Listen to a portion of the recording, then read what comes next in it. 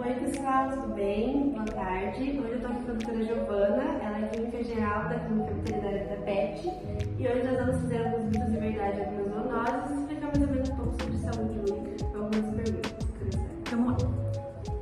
E deixar os velhados animais na rua favorece o aparecimento de doenças zoonóticas? Favorece sim, porque a maioria delas é transmitida através das fezes dos animais, né? A maioria dos micro-organismos que causam essas doenças são transmitidas pelas fezes.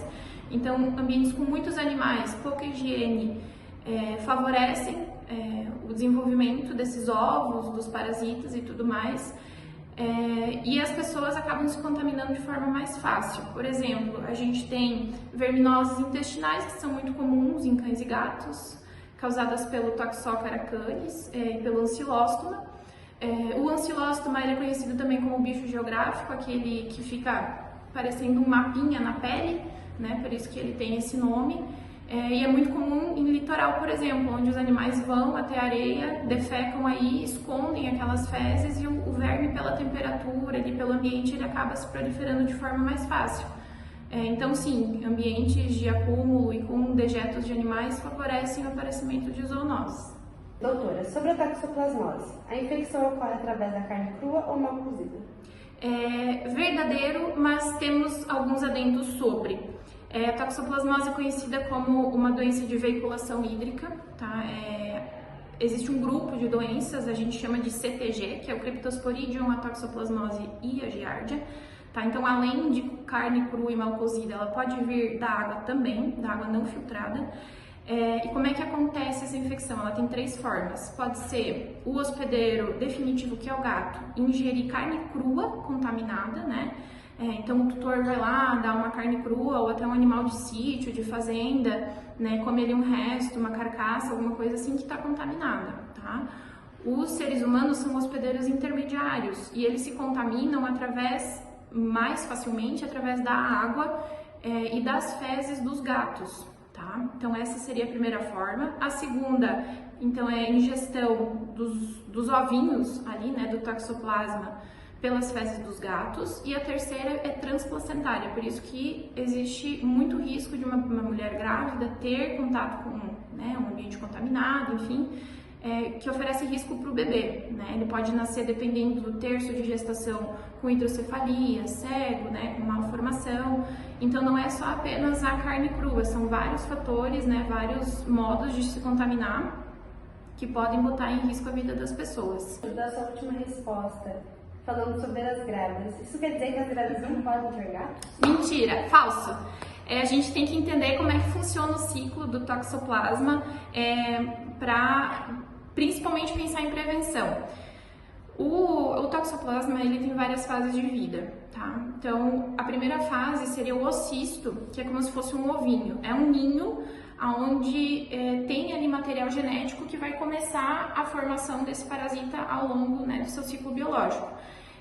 Esse ocisto, que a gente chama, que seria o ovinho, ele leva de 1 a 5 dias, literaturas mais recentes falam até 3 dias, para eclodir no ambiente. Então, ele leva esse tempo para se maturar e eclodir na sua forma contaminante para poder contaminar as pessoas. Então, uma grávida que deixa as fezes do gato no ambiente até 3 dias, pode acontecer isso. Acho muito difícil, né, isso acontecer, por isso que a gente diz que o gato não é o vilão, ele é a vítima.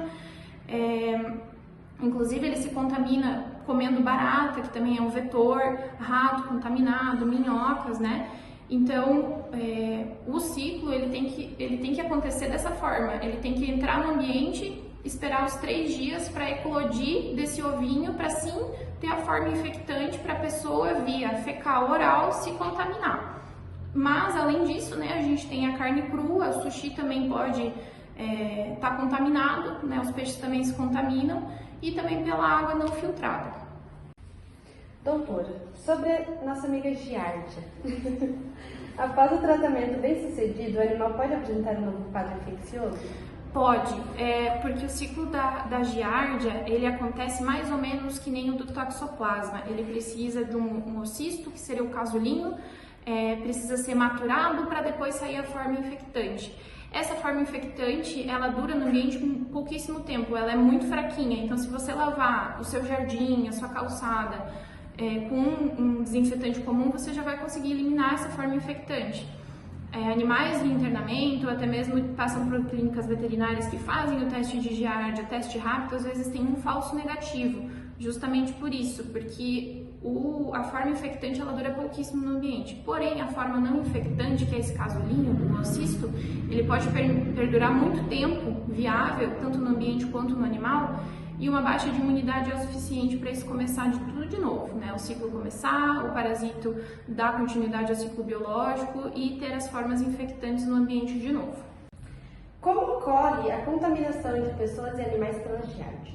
Então, tanto em animais como em pessoas, a transmissão ela é fecal-oral, como assim, um ambiente contaminado por fezes de animais, né? Um gramado, um parque ou até mesmo um ambiente de acúmulo.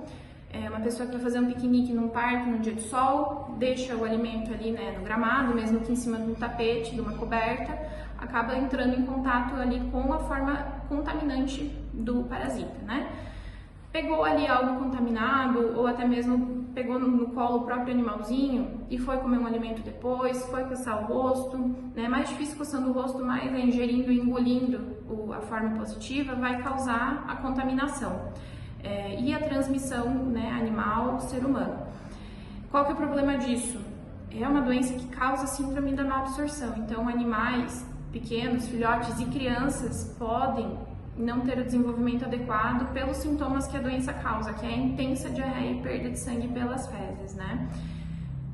Além disso, alguns animais podem ser assintomáticos, então o animal ele pode estar vivendo normalmente, sem sintomas, sem diarreia, sem perda de sangue, mas estar eliminando o parasita nas fezes, tá? Então, é importante fazer o controle desses animais com vacinação, né? Saber que eles são positivos e fazer o controle com vacinação. A gente ajuda a diminuir essa eliminação de forma infectante do parasita e também ajuda a prevenir que o animal desenvolva os sintomas da doença a longo prazo.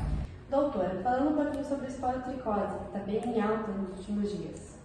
A esporotricose, ela só pode ser contraída através do contato direto com animais infectados? Não, a esporotricose é um fungo, ela fica em matéria orgânica principalmente, é por isso que o gato, que nem esse da imagem, ele é mais suscetível. Por quê? Porque o gato, quando está na rua, né, quando está no ambiente, ele esconde os dejetos dele com, né, as patinhas, cavando e fazendo um montinho aí. Como esse fungo ele está no ambiente, ele está na terra, ele acaba entrando embaixo das unhas desses animais e numa briga, por exemplo, vai abrir uma porta de entrada, que é uma lesão. Por isso que quando a gente vê animais com esporotricose, a gente vê no nariz principalmente e em orelhas, né, que é onde o primeiro local de assertivo, né, de uma briga, pescoço e nas unhas, onde que o animalzinho foi ali e cavou, né? Como ele tem esse fungo nas unhas, ele vai se coçar aqui atrás da orelha, coçar esse machucado, vai espalhar para todo o corpo. Então a forma de contrair a doença, ela não basta apenas tocar no animal que está positivo, que está contaminado. Ele precisa ter uma porta de entrada, né? Uma lesão, uma ferida já existente, por exemplo, ou um animal, né, arranhar a gente, ou até mesmo um próprio ressecamento de pele que fez ali uma ferida, né, uma alergia, alguma coisa assim. Mas somente de pegá-lo não é o suficiente para contrair a doença. A esporotricose em animais é sempre fatal? Não, ela depende muito do estágio da saúde, né, do animalzinho, se ele concomitante tem alguma doença viral, por exemplo a felve, como é que está a imunidade dele e se ele tem um humano, um tutor que dá o suporte necessário para ele se curar da doença. Esse animalzinho aqui, ele está contaminado aqui na região da face, aparentemente no restante do corpinho não tem. É um tratamento que leva cerca de 6 meses, no mínimo, né? 6 meses para a gente ter um resultado efetivo. Essa lesão ulcerada, ela geralmente fecha e pode ter recidiva, mesmo com o tratamento correto. Os seres humanos apresentam mais ou menos dessa forma, né? Lesões circulares, ulceradas também, bem avermelhadas, que coçam bastante.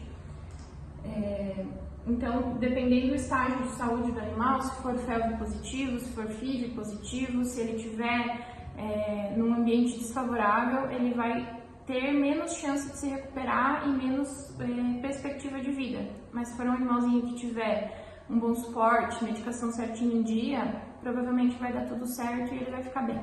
Falando um pouquinho agora sobre a girofilária, a pergunta é: a transmissão ela ocorre apenas por meio da picada do mosquito infectado? Sim, mas antes vamos entender o que é a girofilária. A gente conhece como verme do coração. Por quê? Porque os vermes adultos se alojam no coração e ali eles continuam o seu ciclo reprodutivo. Então, para a transmissão acontecer, a gente precisa de um animal positivo, tá? Esse cãozinho aqui do início, ele tem a doença, o mosquito vai picar ele e vai se contaminar. O ciclo desse parasita se dá dentro do mosquito, ele continua ali, né, sua evolução, sua reprodução dentro do mosquito, e esse mosquito vai picar um cão sadio. Por exemplo, num parque que tem um animal de rua positivo, esse mosquito que picou o animal de rua vai picar o animalzinho que está passeando com o seu tutor.